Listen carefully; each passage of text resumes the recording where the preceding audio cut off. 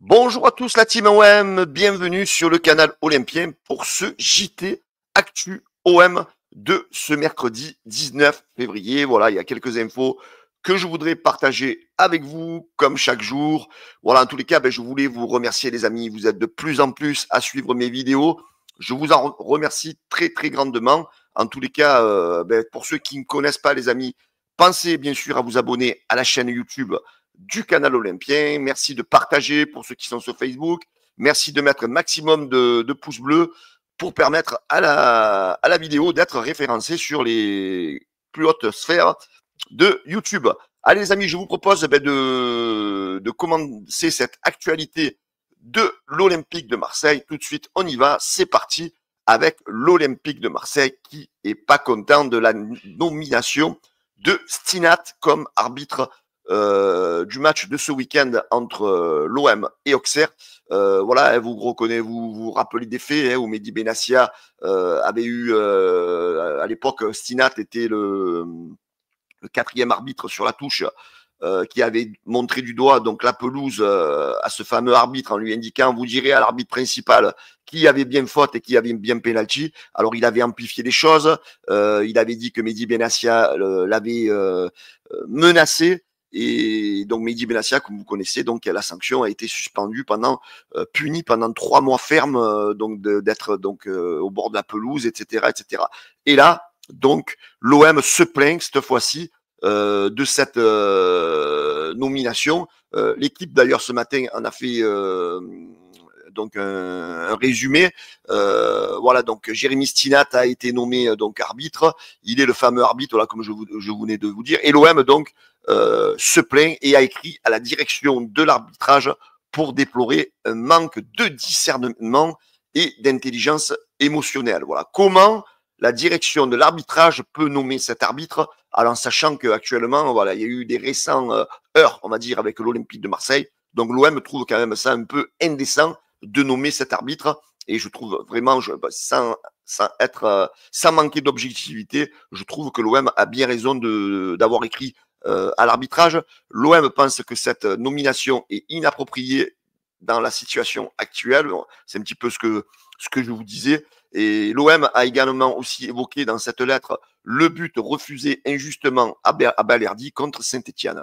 Les dirigeants ont évoqué le manque d'uniformité dans les décisions, car rappelez-vous, le but lillois qui avait été accepté par la VAR lors d'une obstruction sur Balerdi. Voilà, donc ça remonte un petit peu aussi justement à l'enquête de Massilia-Zone, qu'on peut éventuellement se poser des questions sur la personne qui est souvent dans ce bus de la VAR et qui a peut-être des influences négatives pour l'Olympique de Marseille.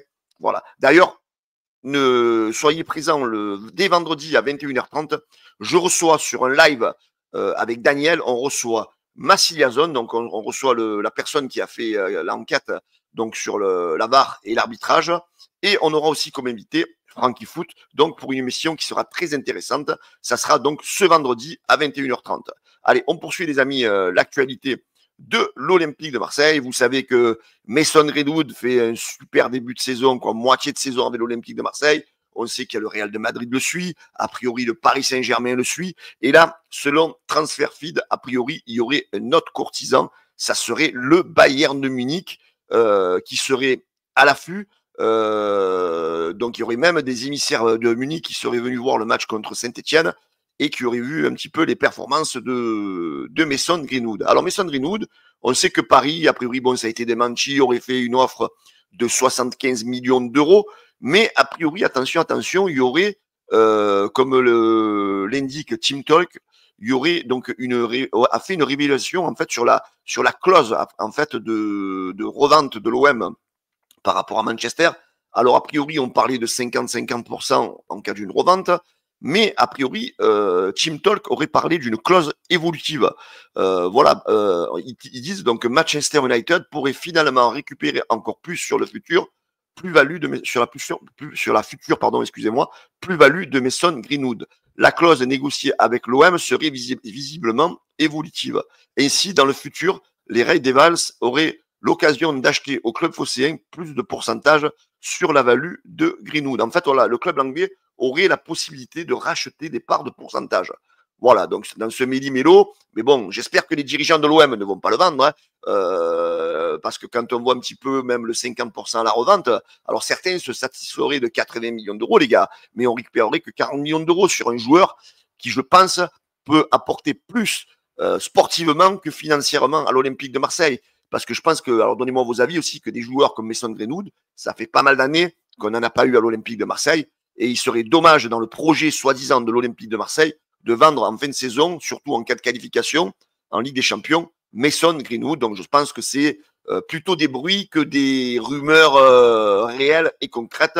Donc je pense que Roberto De Zerbi et Mehdi Benassia ne feront pas partir Mason Greenwood, qui fait quand même qui fait quand même partie je veux dire de la grosse ossature de Roberto De Zerbi. Ça serait, je pense, quelque part une façon de mettre en colère le coach italien de l'OM de lâcher Greenwood au mercato estival. D'ailleurs, les amis, on peut parler éventuellement aussi de ce futur duo infernal de l'Olympique de Marseille, comme le dit Massi Diazone. Regardez, si on prend les 3 premiers matchs de Gouiri du côté de l'Olympique de Marseille et les 3 premiers matchs de Greenwood à l'Olympique de Marseille, à eux deux, les amis, ça représente la paille de 7 buts et de 3 passes décisives. Donc, on peut se poser des questions justement sur l'avenir de Mason Greenwood. Il est à Marseille. Parce qu'avec avec Gouiri, il pourrait peut-être faire trembler un petit peu déjà, dans un premier temps, les défenses de Ligue 1 et pourquoi pas l'année prochaine les défenses des clubs européens en Ligue des Champions. Voilà, donc est-ce que vous êtes d'accord un petit peu avec cette photo sympa qu'a fait Massi Yazone?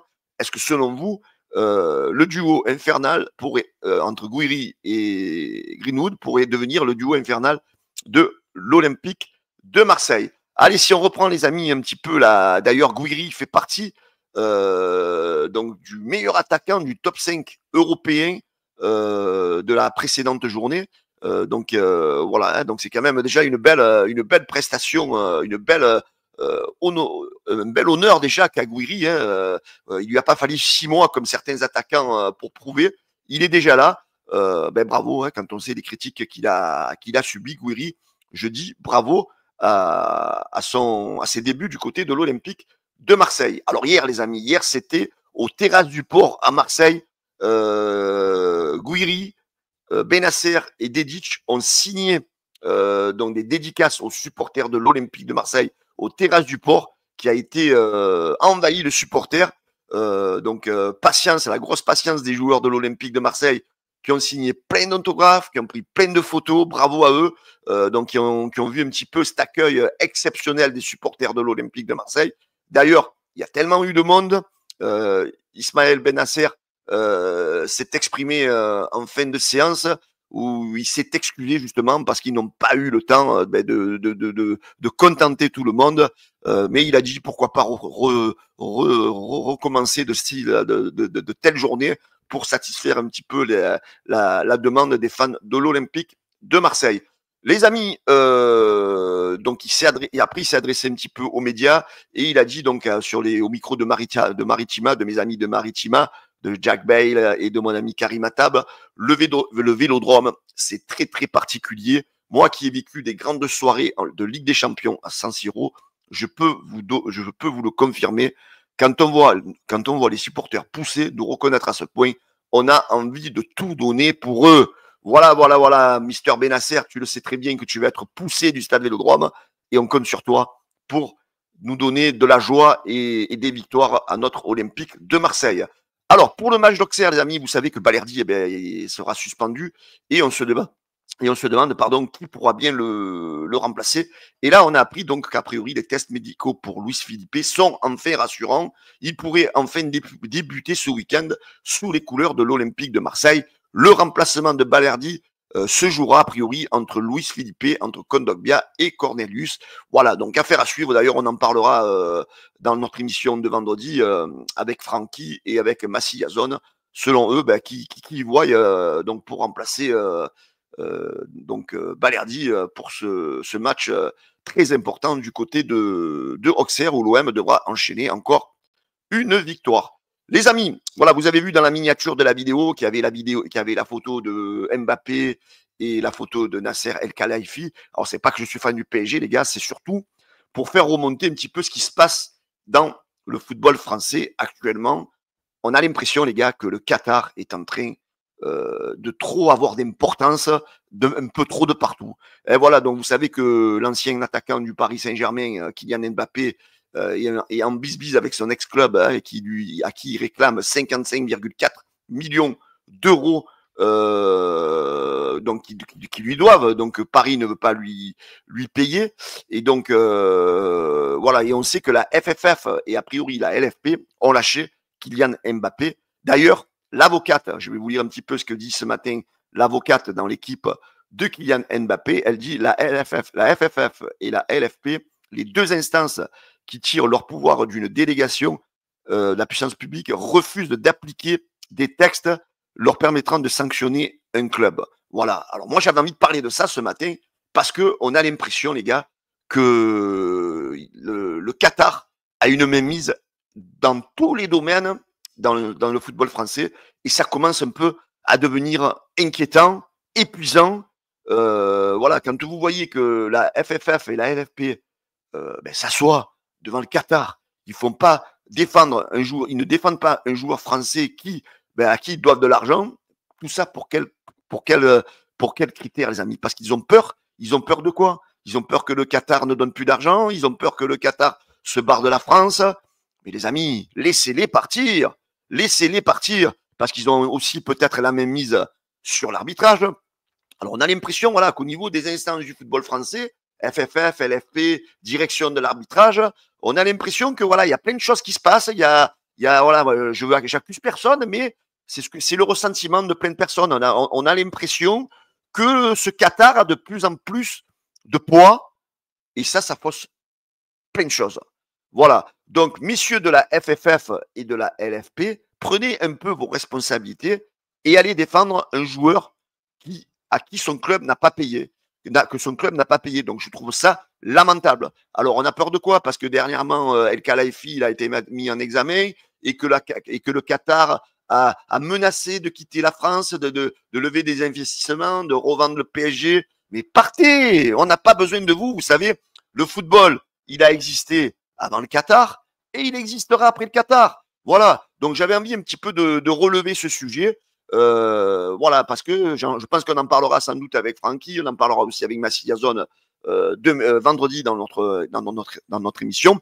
Voilà, j'avais envie de faire un petit aparté, même que c'est hors Olympique de Marseille, mais quelque part ça nous concerne parce que voilà, donc il y a peut-être un club qui est avantagé et il faut pas que ça se fasse. Donc j'espère que tous les supporters de tous les autres clubs, vous allez commencer un petit peu à faire des mouvements, à faire des articles, à faire des vidéos, et j'espère que les journalistes vont aussi jouer leur rôle, parce que c'est pas parce que le monde du journalisme est souvent basé à Paris et que vous êtes pour la plupart des supporters du PSG que vous évitez de creuser le dossier. Hein. Donc voilà, on demande de l'objectivité à tout le monde et s'il y a des choses qui se passent, il faut les révéler. Voilà. Donc voilà, c'était un sujet que j'avais envie d'aborder ce matin avec vous.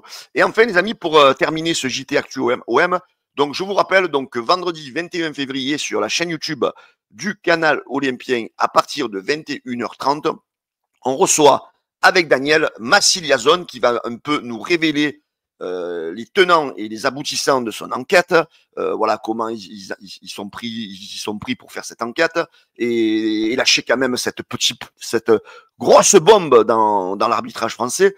Et on aura aussi comme invité pour parler de tout ça Mister Franky Foot. On parlera aussi un petit peu du match de Saint-Etienne. On parlera du remplacement de Balerdi et j'évoquerai avec eux un petit peu le mercato hivernal. Voilà, si pour eux c'est une réussite ou pas. Voilà les amis, c'est ce mercato, ce JT Actu de l'Olympique de Marseille se termine. J'espère que ça vous a plu. En tous les cas, les gars, posez le petit pouce bleu, partagez, likez et abonnez-vous en masse au canal Olympien, les amis. Je vous embrasse à tous et je vous souhaite une excellente journée. Ciao les gars, ciao ciao.